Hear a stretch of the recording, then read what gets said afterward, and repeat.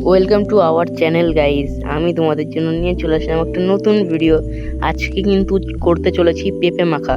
তার জন্য কিন্তু ছোটদের ফার্স্টেই কিন্তু তেঁতুল গাছে তুলে দিয়েছি তেঁতুল পাড়ার জন্য। এই দেখো, এই যে গাছ থেকে কিন্তু একদম মানে গাছ পাকা তেঁতুল, সুন্দর খেতে, মিষ্টি মিষ্টি কিন্তু। আর এই গাছের তেঁতুল কিন্তু খেতে মিষ্টি হয়, আর এই গাছটার তেঁতুলগুলো সুন্দর হয় খুবই।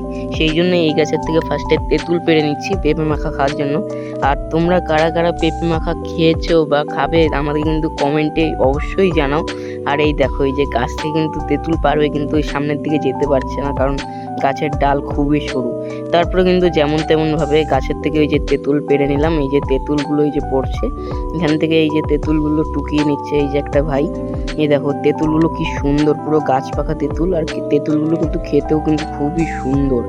আর এই জন্য কিন্তু এই দেখো, এই যে খাওয়া শুরু করে দেবে মনে হচ্ছে এখনই কিন্তু। তো চলো সামনের দিকে দেখাই যে কি কি হচ্ছে ভিডিওতে।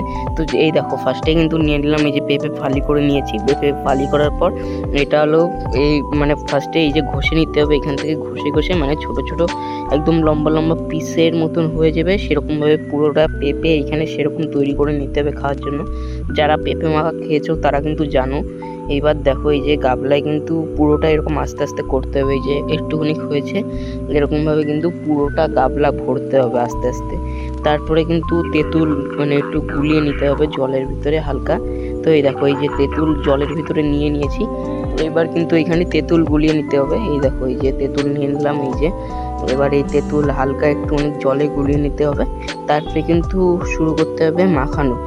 তো এইবার চলো দেখানো যাক। এই দেখো, এই যে কিন্তু পেঁপে ঘষা হয়ে গেছে প্রায়, আর অল্প একটু বাকি আছে। এবার আমি দেখাচ্ছি পুরোটা ঘষার পরে এখানে কি অবস্থা হলো। তো এই দেখো, এই যে পুরোটা কিন্তু পেঁপে ঘষে নিয়েছি। তো এইবার কিন্তু মাখানোর টাইম চলে আসলো। তো এইবার দেখো কীরকম ভাবে মাখাতে হয় পেঁপেটাকে। তো এই দেখো, এই যে ফার্স্টে এই যে পেঁপে পুরোটা ঘষে এই যে লঙ্কা এবার ঘষে নিচ্ছি। লঙ্কা ঘষে দিলেও হয়, এমনি পিস করে দিলেও হয়। তোমরা যেইভাবে ইচ্ছা সেইভাবেই দিতে পারো, তোমাদের ইচ্ছা সেটা।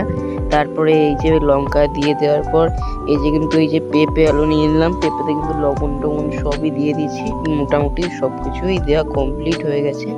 তো এইবার এই যে একটু লবণ টবণ সব দিয়ে নিচ্ছি আস্তে আস্তে।